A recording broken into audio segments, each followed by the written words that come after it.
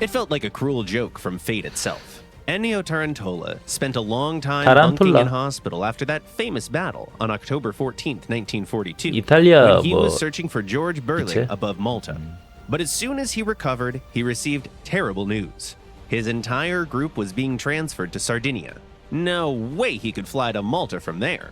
What were they going to do there in the first place? And how could he avenge his friend? However, the skies above Sardinia weren't all quiet either. The Allies didn't just fly past it. The island was regularly bombed, so the Italian Folgores and Veltros had a lot of work to do. In addition to the familiar P-40 aircraft, Tarantola also had to face a new threat, the Lightnings. These twin-engine machines could climb to altitudes far beyond the reach of the Italian fighters, using this advantage to dive and attack at scary speeds. Tarantola is believed to have authored an efficient tactic against the P-38. He forced the American pilots to maneuver in their dives, and pushed them down to where the Macchi had the best environment for maneuvers and dynamic attacks. And that's how he got down to wiping them out. One at first, then a couple more.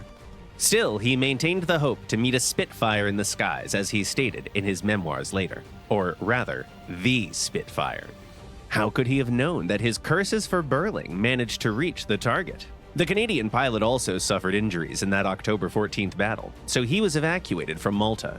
Only, the B-24 that flew the wounded got caught in a storm and crashed into the waters. Berling was one of the miraculous survivors. Despite his concussion and multiple fractures, he managed to swim ashore and avoid the sharp rocks. He was facing many months in hospital. Flying or conquering Italy was out of the question, of course. Still, the war went on. Tarantola quickly learned to fly the Fiat G55 and got back to the front lines. His war effort was brief, though. On April 25th, 1944, 7 Centauro and 2 Veltro aircraft made a desperate attempt to stop an armada of 100 liberators escorted by half a hundred Thunderbolts. The battle was obviously hopeless. Tarantola's Fiat was basically torn to shreds, while the pilot himself received multiple wounds and could barely escape the falling vehicle. He never returned to the war after that.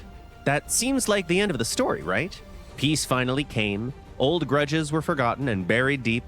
Only, on the morning of May 20th, 1948, the distinguished ace Ennio Tarantola was training young pilots at the airbase of Guidonia when he received an order to cancel all flights.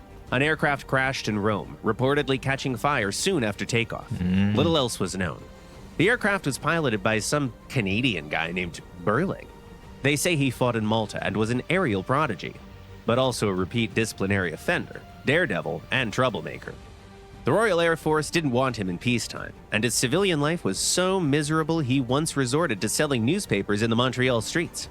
He volunteered to be a pilot in the Israeli Air Force, hoping to fly either a Mustang or a Spitfire, but he never made it there. 타란톨라는 파일럿에 대한 이야기.